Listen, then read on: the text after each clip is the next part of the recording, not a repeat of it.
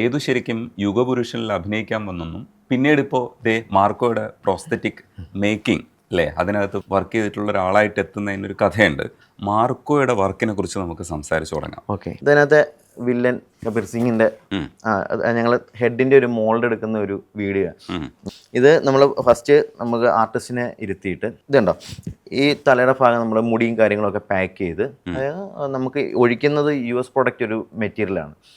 അത് സ്മൂത്തോൺ എന്ന് പറഞ്ഞൊരു കമ്പനി. ഇത് പല ആൾക്കാരും ഇത് റോങ് ആയിട്ട് ഉപയോഗിക്കുന്നുണ്ട്.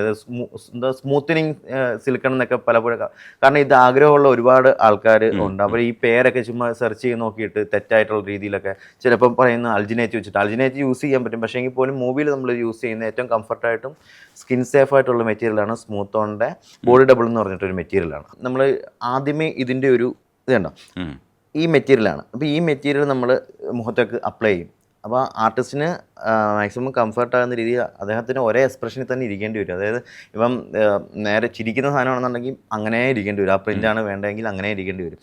ഇതൊരു എനിക്ക് തോന്നുന്നു ഒരു ഒന്നര മിനിറ്റ് കൊണ്ട് സെറ്റാവും ഈ ഒരു മെറ്റീരിയൽ. പക്ഷേ ഇതിൻ്റെ പ്രോസസ്സ് എല്ലാം കൂടെ കഴിഞ്ഞ് വരുമ്പോഴേക്കും ഒരു 3 മണിക്കൂറാവും. ഈ മെറ്റീരിയൽ നമ്മൾ ഓരോ പോർഷൻ അപ്ലൈ ചെയ്ത് കൊണ്ടുവന്ന് മൂക്കിൻ്റെ സുഷിരം മാത്രമേ നമ്മൾ ഫ്രീ ആക്കി വിടത്തുള്ളൂ. ബാക്കി ഇതിൻ്റെ ഒരു പ്രത്യേകത എന്ന് വെച്ചാൽ ഇത് റബ്ബർ മെറ്റീരിയലാണ്. സോ ഇത് ഭയങ്കര ഫ്ലെക്സിബിൾ ആയിരിക്കും. അപ്പോൾ ഇത് തലേന്ന് ഊരിക്കഴിഞ്ഞാലും നമ്മൾ ഇതിനകത്തായിട്ട് ഇതിൻ്റെ ഒരു പ്രിൻ്റ് എടുക്കാൻ വേണ്ടിയിട്ട് പറ്റത്തില്ല. അത് വളഞ്ഞു. അതിനുവേണ്ടി നമ്മൾ ചെയ്യുന്നത് മദർ മോൾഡ് എന്ന് പറഞ്ഞിട്ട് ഒരു സംഭവം കൂടെ അകത്ത് ഹോൾഡ് ചെയ്യാൻ വേണ്ടിയിട്ട് കൊടുക്കും. അപ്പം അത് പ്ലാസ്റ്റർ വെച്ചിട്ടാണ് ചെയ്യുന്നത്. പല ലെയറായിട്ട് സൂക്ഷിച്ചാണ് ഇത് ചെയ്യുന്നത്. അപ്പോൾ ഇതിൻ്റെ ഇടയ്ക്ക് ഇദ്ദേഹത്തിനൊന്നും തുമ്മാൻ പോലെയുള്ള ഒരു സമയം കിട്ടത്തില്ല. അതിനുശേഷം നമ്മൾ പ്ലാസ്റ്റർ വെച്ചിട്ട് ഇതിൻ്റെ മദർ മോൾഡ് ഇടും. ഈ മദർ മോൾഡ് ഉണങ്ങാൻ ഒരു 10-15-20 മിനിറ്റിനടുത്ത് ടൈം എടുക്കും. അപ്പോൾ 2 പാർട്ടായിട്ടാണ് നമ്മൾ ഒരു സൈഡും ബാക്ക് സൈഡുമായിട്ട് 2 പാർട്ടായിട്ടാണ് ഇതിടുന്നത്. ഇതിൽ തമ്മിൽ ഒട്ടാതിരിക്കാനുള്ള പ്ലാസ്റ്റിക് കവറാണ്. അല്ലെങ്കിൽ അതിനകത്തങ്ങ് പുള്ളി സെറ്റായി പോകും. അപ്പോൾ അങ്ങനെ അത് ഇളക്കിയ ശേഷം നമ്മൾ ആ മദർ മോൾഡ് ഇളക്കിയല്ലോ, എന്നിട്ട് ഇതിനെ കട്ട് ചെയ്ത് ബാക്കിൽ നിന്ന് കട്ട് ചെയ്ത് അത് കൊണ്ടുവന്ന് കണ്ടില്ലേ അത് കട്ട് ചെയ്ത് അതിനെ പിന്നെ അതായത് ചൂട് അത്രയും സമയം പുള്ളിക്ക് കണ്ടോ ഇതാണ് അതിൻ്റെ ഒരു ഇത് വരുന്നത്, മോൾഡ് വരുന്നത്. എന്നിട്ട് നമ്മൾ ആ മോൾഡിലേക്ക് പ്ലാസ്റ്റർ ഒഴിച്ച് ഈ ഒരു ഫോമിലോട്ട് മാറ്റും. പക്ഷേ ഈ ഫോമിലോട്ട് മാറ്റുന്നത് വെച്ചാൽ ഞങ്ങൾക്ക് കിട്ടുമ്പോഴത്തേക്കും മീശയുടെയൊക്കെ കുറച്ച് ഈ മെറ്റീരിയൽ ഒഴിക്കുമ്പോഴത്തേക്കും ഇതിനകത്ത് എയർ ബബിൾസ് നമുക്ക് കാണാൻ പറ്റത്തില്ല. പലയിടത്തും എയർ ബബിൾസ് കാര്യങ്ങളൊക്കെ വരും. പക്ഷേ അത് നമ്മൾ മോൾഡ് എടുത്ത് ഇതുകൊണ്ട് ഫസ്റ്റിലെ ഒരു ടെസ്റ്റ് പോലെ ഈ സാധനം പ്ലാസ്റ്ററിൽ ഒന്ന് കാസ്റ്റ് ചെയ്ത് നോക്കുമ്പോഴത്തേക്കും നമ്മുടെ രോമങ്ങൾ, അനാവശ്യമായിട്ടുള്ള രോമങ്ങൾ, പിന്നെ ഈ ബബിൾസ് വന്നിട്ടുള്ള ബൾജിങ് സാധനങ്ങളെല്ലാം അതിനകത്ത് ഉണ്ടാവും. അതെല്ലാം നമ്മൾ ചിപ്പ് ചെയ്ത് മാറ്റി. പിന്നെ ചിലപ്പം മോൾഡിനകത്ത് ചിലപ്പോൾ അയാൾ ഇങ്ങനെ ഒന്നും ആക്കുകയാണെന്നുണ്ടെങ്കിൽ ആ ഒരു ചുളിവ് അതിനകത്ത് ചിലപ്പോൾ കണ്ടേക്കും. പിന്നെ നമുക്ക് ഈ ആർട്ടിസ്റ്റ് അന്നങ്ങ് പോവും. നമുക്ക് പിന്നെ അതിനകത്ത് വർക്ക് ചെയ്യാന്നുള്ളതേ ഉള്ളൂ. ബോംബെ നിന്നൊക്കെയാണ് പുള്ളി വരികയൊക്കെ ചെയ്യുന്നത്. അപ്പം അതുപോലെ പല സ്ഥലങ്ങളിൽ അപ്പോൾ ഇത് പിന്നെ നമ്മൾ കൊണ്ടുപോയി പുള്ളിയുടെ ഫോട്ടോ നോക്കിയിട്ട് ഞാൻ അത്രയും ഭാഗം ചിപ്പ് ചെയ്ത് കളഞ്ഞ് സെയിം എക്സ്പ്രഷനിലോട്ട് മാറ്റേണ്ടി വരും. അങ്ങനെ ഈ ഒരു മോൾഡിങ് കഴിഞ്ഞ് കഴിഞ്ഞാൽ പിന്നെ നമുക്ക് ഈ മോൾഡിങ് കഴിഞ്ഞ് പിന്നെ കാസ്റ്റിങ്ങിലോട്ട് വരുമ്പോഴത്തേക്കും ഇങ്ങനെ കുറച്ചധികം പരിപാടികളുണ്ട്. അതിനുശേഷം നമ്മൾ നേരത്തെ കണ്ട ആ സെയിം പ്രോസസ്സ് ആർട്ടിസ്റ്റ് ചെയ്യുന്നതിന് വരെ നമ്മൾ ഇതിനകത്ത് ചെയ്യും. അങ്ങനെ ചെയ്ത് ഔട്ട് കിട്ടുന്ന ഒരു റിസൾട്ടിലോട്ട് കാണിച്ചു തരാം.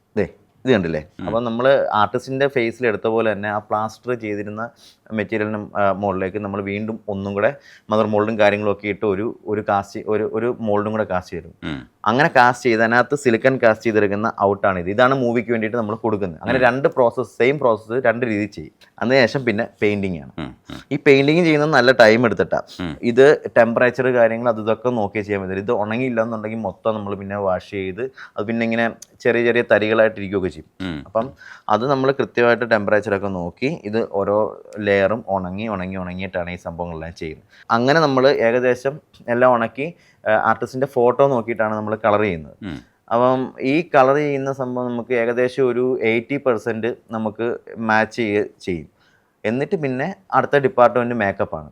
അവർക്ക് ഇത് ഹാൻഡ് ഓവർ ചെയ്ത് കഴിയുമ്പോഴത്തേക്കും അതിനു മുമ്പേ നമുക്ക് ഈ രോമങ്ങൾ, അവരുടെ ഈ താടിയുള്ള കുറ്റിത്താടി ഉണ്ടെന്നുണ്ടെങ്കിൽ ഇതെല്ലാം ചെയ്തിട്ട് പിന്നെ നമ്മൾ ട്രിം ചെയ്യും. അതെങ്ങനെയാണ് ചെയ്യുന്നത്? അതിൻ്റെ ഞാൻ ഒരു വീഡിയോ കാണിച്ചു തരാം. അപ്പോൾ ഇതിന് ശേഷം ഞാൻ അതിൻ്റെ ഒരു ഡെഡ് ബോഡി ഒരു വർക്കുണ്ട്, അത് ഞാൻ കാണിച്ചു. അപ്പോൾ കുറച്ചും കൂടെ ഐഡിയ കിട്ടും.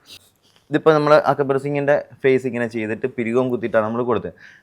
ഞങ്ങൾ വിഗ് ഓർഡർ ചെയ്ത് ചെന്നൈയിൽ നിന്നോ ബോംബെയിൽ നിന്നോ വിഗ് ഓർഡർ ചെയ്ത് സെറ്റ് ചെയ്തിട്ടാണ് സാധാരണ കൊടുക്കാറ്.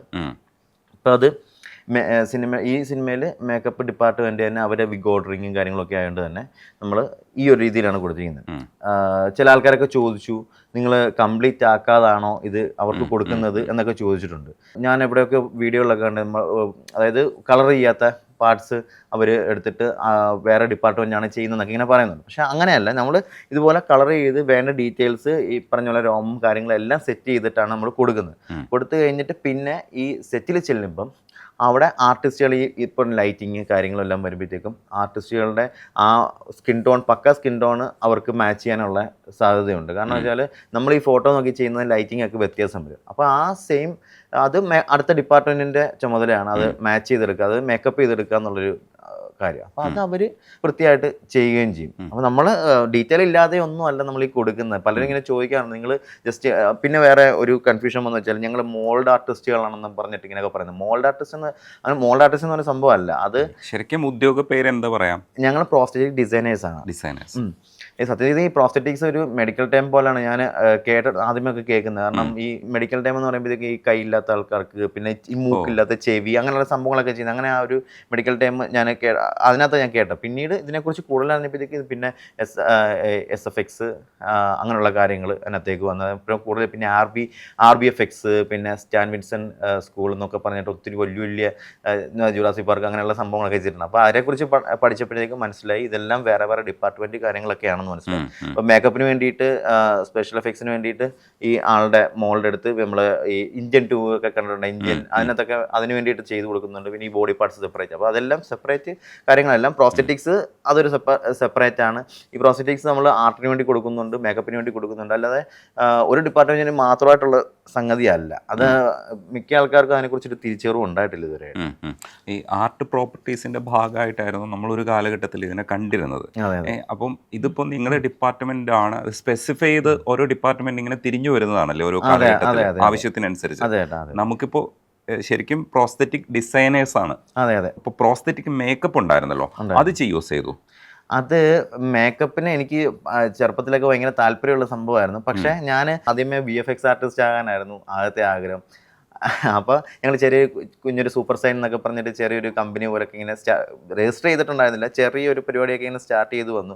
പിന്നെ അവിടുന്ന് മൂവിയിൽ വർക്കിനൊക്കെ പോയപ്പോഴത്തേക്കും പിന്നെ റഷീദിക്കായിട്ടുള്ള ഒരു പരിചയങ്ങളും കാര്യങ്ങളൊക്കെ അങ്ങനെ ലാലേട്ടനെ പരിചയപ്പെട്ട ഒരു ടിസ്റ്റും അതിന് മുമ്പ് ഈ റഷീദൊക്കെ എടുത്ത് പോകുന്ന ടിസ്റ്റും ഒക്കെ പറയാനുണ്ട്. പക്ഷെ അതിന് മുമ്പ് എങ്ങനെയാണ് ഇത് തുന്നിപ്പിടിപ്പിക്കുന്നത് എന്നുള്ള കഥ പറഞ്ഞുകൊണ്ടിരിക്കുകയായിരുന്നു. അപ്പോൾ ഇങ്ങനെയാണ് ഞങ്ങൾ കൊടുത്തത്. പിന്നെ വിഗ് വേണമെങ്കിൽ ഞങ്ങൾ ചെയ്ത് കൊടുക്കുമായിരുന്നു. ഇപ്പം ഞാൻ ആ രോമം കുത്തിപ്പിടിപ്പിക്കുന്ന ഒരു വീഡിയോ കാണിച്ചു തരാം. ഇതിനകത്ത് ഓരോ രോമങ്ങളും നമ്മൾ സെപ്പറേറ്റ് എടുത്തിട്ട് പിക്കർ ടൂൾ വെച്ചിട്ട് കാണാൻ പറ്റുന്നുണ്ടോ? അപ്പോൾ ഓരോ രോമങ്ങളും നമ്മൾ എടുത്തിട്ട് ഈ ചെറിയൊരു നീഡിൽ വിട്ടൊരു ടൂളാണ്.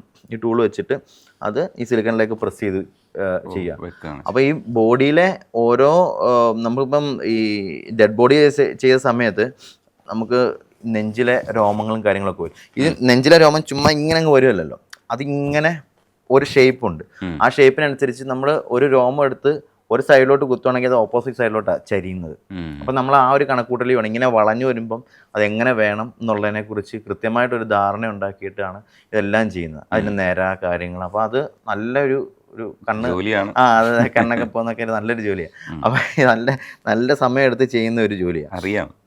അപ്പോൾ അങ്ങനെ അത്രയും കഷ്ടപ്പെട്ടിട്ടാണ് നമ്മൾ ആ ഒരു പ്രോസസ്സ് കടന്നു പോകുന്നത്. അത് നല്ല ടൈം വേണ്ടതാണ്. പക്ഷെ ഞങ്ങൾ ഇതിനോടുള്ളൊരു പാഷൻ ഉള്ളത് കൊണ്ട് തന്നെ നമ്മൾ ആ ടൈമിനെ ഞങ്ങളുടെ എന്താ പറയുന്നത് ലൈഫിനെ ഇങ്ങനെ സ്പോയിൽ ചെയ്യുന്ന രീതി ഉറക്കവും കൂടെ നിന്നിട്ട് ഞങ്ങൾ ആ ടൈം ഇപ്പോൾ 2 ദിവസം കൊണ്ട് ചെയ്യേണ്ട സംഭവം ഞങ്ങൾ നൈറ്റും കൂടെ നിന്നിട്ട് ഇത് ചെയ്യും. ഈ ബറോസിൻ്റെ സമയത്ത് ഞങ്ങൾ രാവിലെ 6 മണിക്ക് ലൊക്കേഷനിൽ പോയി കഴിഞ്ഞാൽ വൈകിട്ട് 7 മണിയൊക്കെ ആകുമ്പോഴത്തേക്കും തിരിച്ചു വരും. പിന്നെ കുറച്ച് നേരം ഒന്ന് വിശ്രമിച്ചിട്ട് പിന്നെ രാത്രിയിൽ ഒരു 8 മണി 9 മണിയൊക്കെ ആകുമ്പോഴത്തേക്കും വീണ്ടും വർക്ക് ചെയ്യുന്നിട്ട് ഒരു 2:30-3 വരെ ഇരുന്ന് ഈ പറഞ്ഞോട്ട് രോമം കുത്തൽ കാര്യങ്ങൾ. അങ്ങനെ അത് ബെറോസിൻ്റെ നമ്മുടെ റൂം അവരെടുത്ത് തന്ന റൂം പോരാതെ ഞങ്ങളായിട്ട് വേറെ റൂം എടുത്തിട്ട് അതിനകത്ത് ഈ ഡെഡ് ബോഡി കൊണ്ടിടും. ഡെഡ് ബോഡി കൊണ്ടിട്ടിട്ട് അതിനകത്തിരുന്നിട്ടായി വർക്ക് ചെയ്യുന്നത്. അതിന് ആദ്യമേ ഇതിൻ്റെ മോൾഡിങ് കാസ്റ്റിംഗ് സമയത്തൊക്കെ എൻ്റെ ഒരു സുഹൃത്തുണ്ട്, ദിനീഷ് എന്ന് പറഞ്ഞൊരു സ്കൾപ്ചർ ആർട്ടിസ്റ്റാണ്. അപ്പോൾ അദ്ദേഹമൊക്കെ വന്നിട്ട് നമ്മളെ ഹെൽപ്പ് ചെയ്തായിരുന്നു. പക്ഷേ പിന്നെ അവർക്ക് അവരുടേതായിട്ടുള്ള തിരക്കുകളുണ്ട്. അവർക്ക് പിന്നെ ബാക്കി ഞങ്ങളിരുന്ന് ഈ പറഞ്ഞ പോലെ ഉറക്കമില്ലാതെ ചെയ്ത വർക്കായിരുന്നു.